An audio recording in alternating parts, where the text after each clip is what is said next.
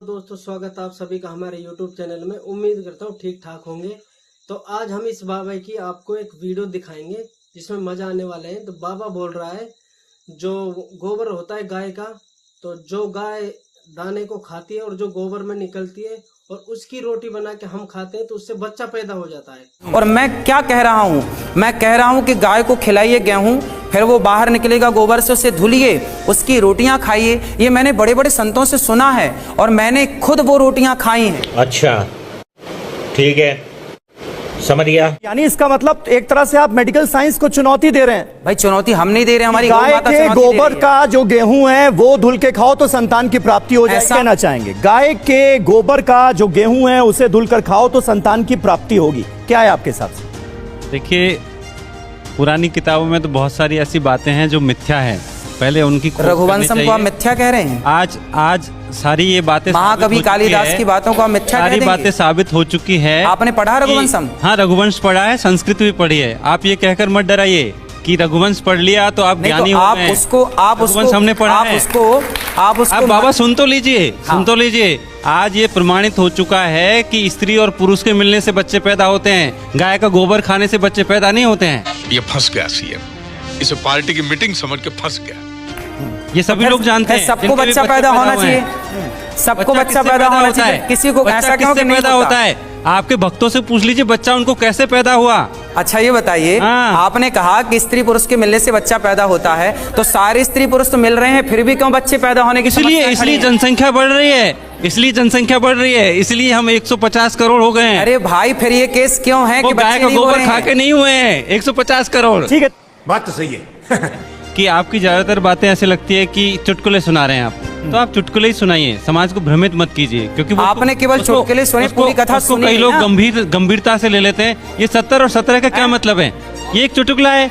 अभी हम कोई बात कहेंगे तो आप कह रहे हैं आप बचपने की बात कर रहे हैं, और आप तो बचपने से भी नीचे चले गए हैं। शाबाश बेटा, बहुत बढ़िया। तो मेरे भाइयों वीडियो में एंड तक बना रहो, बहुत मजा आने वाले हैं। तो कमेंट करके जरूर बताने बाबा की बात में कहाँ तक सच्चाई है।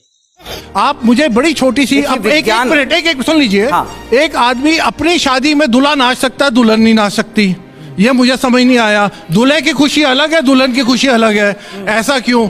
दूसरा आप कह रहे हैं, इन्होंने क्या बोला था अभी वो के बच्चे नहीं IVF के जमाने में, सरोगेसी के जमाने में, और जहाँ पे अब आप देखिए चाइना अमेरिका वगैरह कंट्री में जहाँ पे गाय की वो पूजा नहीं करते, इसका मतलब है वहाँ बच्चे नहीं होते। ये होता है, सुन लीजिए, जो प्रक्रिया 99.99% टाइम सक्सेसफुल होती है उसको साइंस कहते हैं। सिंपल सी क्यों हमारे वेद प्रमाणित नहीं है? Repeatedly successful. अगर जो चीज 40, 50, 60% होती है उसको साइंस नहीं कहते। क्या वेद को आप प्रमाण नहीं मानते? अरे वेद, आप वेदों पे क्यों जा रहे हैं? मैंने वेद ही विज्ञान है। आप विज्ञान कहाँ से आया?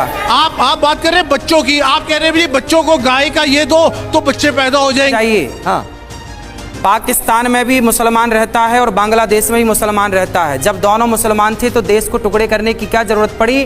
क्योंकि दोनों की भाषाएं अलग थी। इस पर सवाल क्या है? आचार्य जी से क्या पूछना? सवाल ये है कि ये सब मैंने कहा था कि जनता जाती है धर्म के लिए क्योंकि उसे मोक्ष मिलेगा। धर्म का व्यापार करने वाले लोग इसलिए आते हैं क्योंकि उसे अर्थ मिलेगा, काम मिलेगा। बाबा की कृपा से कोई साइकिल वाले के पास बाइक नहीं आएगी, लेकिन बाइक मतलब बाबा के पास मर्सिडीज और करोड़ों की संपत्तियां जरूर बढ़ जाएंगी। बात तो सही है।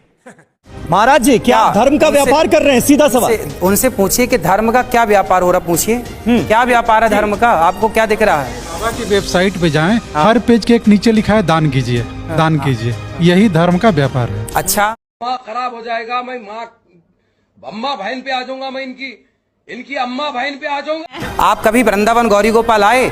वहाँ पे आए, वहाँ पर अखंड 30,000 लोग पर डे भोजन करते हैं, 150 बच्चे निःशुल्क पढ़ते हैं, 280 माताएं रहती हैं वहाँ, तो सब फ्री में होगा। सारे मंदिरों से दान पेटियां हटा दी जाएं तो धर्म का कारोबार खत्म हो जाएगा। ये बड़ी अच्छी बात कही है कि मुसलमानों के यहाँ वो चलता है, क्या बोलते हैं उसको, मदरसा। आपने बोला मदरसा चल रहा है, मदरसा चले उससे इनको कोई आपत्ति नहीं, पर गुरुकुल चल रहे हैं तो क्यों चल रहे हैं, इनसे आपत्ति है। आपको नहीं लगता है जब आप इस तरह की चीजें बोलते तो उनके करियर पे आप कहीं ना कहीं एक ब्रेक लगवा रहे हैं?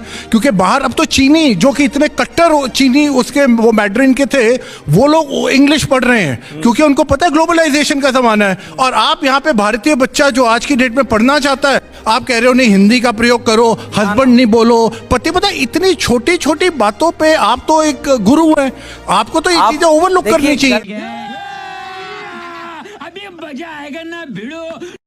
बोला जब अमेरिका जाइए, लंदन जाइए तो इंग्लिश में बात करिए, पर अपने घर में आइए अपने दोस्तों से तो अपनी भाषा में बात करिए। इतनी सी तो बात है, इसे क्यों नहीं समझ रहे हैं आप लोग? क्योंकि मेरा भारत महान, मेरा भारत यहाँ पे मेरे दिल में है। मुझे किसी का सिग्नेचर नहीं चाहिए कि भाई मैं किस भाषा में बात करूं। दोस्तों वीडियो कैसी लगी कमेंट करके जरूर बताइए और मिलते हैं नेक्स्ट वीडियो में। तब तक अपना ख्याल रखें।